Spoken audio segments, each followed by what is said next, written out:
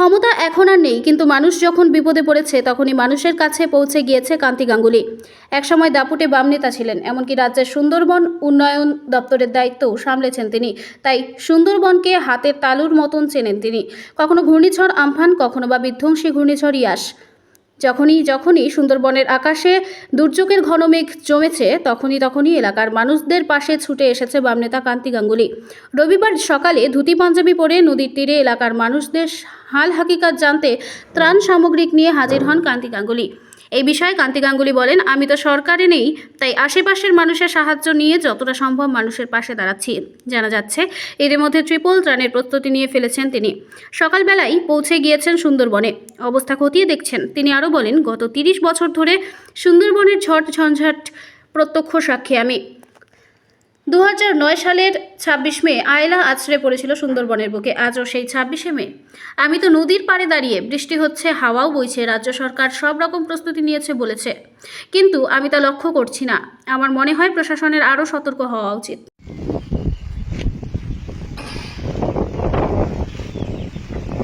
আমি এখন আছি নদীর পাশে। মণি নদী আমার একদম কাছে, 100 হাত দূরে, 8 থেকে 9 কিলোমিটার দূরে সমুদ্র। আচ্ছা,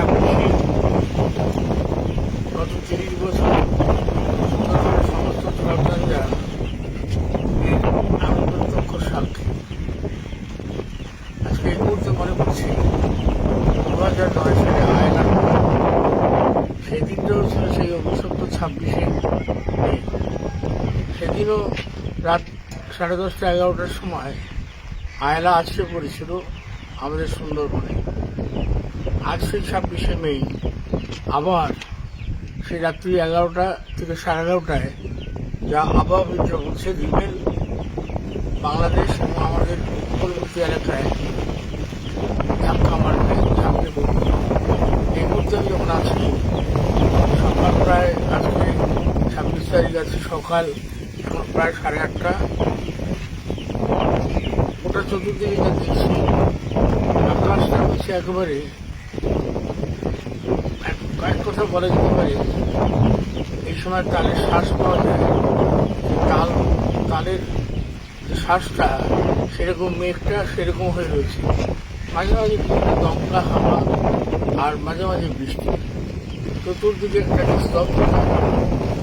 আর সমস্ত পশু পাখি যারা আছে তারাও বোধহয় বুঝতে পারছে বড় একটা কিছু ঘটনা ঘটতে চলেছে। তারাও নিরাপদ জায়গায়, সমস্ত জায়গায় আশ্রয় করছে, কোথাও যাচ্ছে চলে। আজকেও রাত্রি 11:30 নাগাদ এটা আসবে। এটা হচ্ছে পঞ্চমী, হয়ে গেল চতুর্থী পঞ্চমী। আর এই রিমেল ঝড় 120 থেকে 135-এ যদি আসে, যদিচ বাংলাদেশে যাবে, সাগর দ্বীপটাকে আঘাত করবে এবং উপকূলবর্তী সমস্ত এলাকাতে আঘাত করবে। যা আবহাওয়াবিদরা বলছেন, 1 মিটার জল উঠবে। আজকে রাত্রি 11টা থেকে 12টার মধ্যে জোয়ারও থাকবে। যদি 1 মিটার জল ওঠে আর জলের যদি উচ্ছ্বাস, জলের যদি ঢেউটা বাড়ে, তাহলে অনেক বাঁধ ভেঙে যাওয়ার সম্ভাবনা থাকবে। সুন্দরবনে আবার সুন্দরবাসী আর একটা পর্যায়ের উঠবে। বাঁধ ভাঙা মানে চাষের জমি সব ধ্বংস হবে। আর ঝড়ের গতিবেগ যদি থাকে, বাড়িঘর ভেঙে চুলে অনেক থাকবে। যাই হোক, রাজ্য সরকার সতর্কবার্তা বলছেন, কিন্তু আমি সেই তৎপরতা লক্ষ্য করছি না।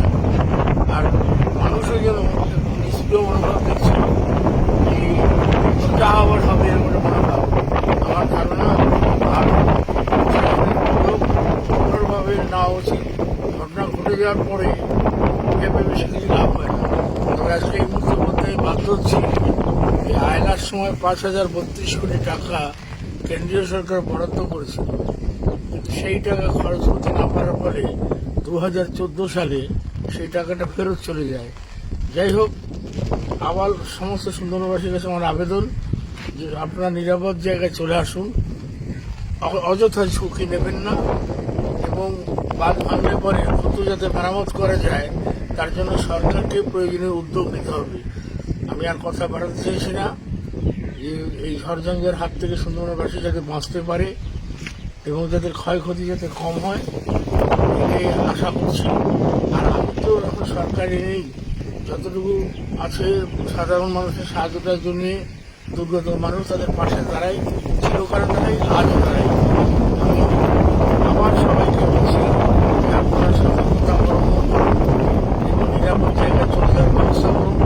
আর রাজনৈতিক মতপার্থক্য ঘুরে নির্বাচনের প্রাক্কালে যা বিরোধ আছে সব ঘুরে একে অপরের হাত ধরে বাঁচবার চেষ্টা করুন।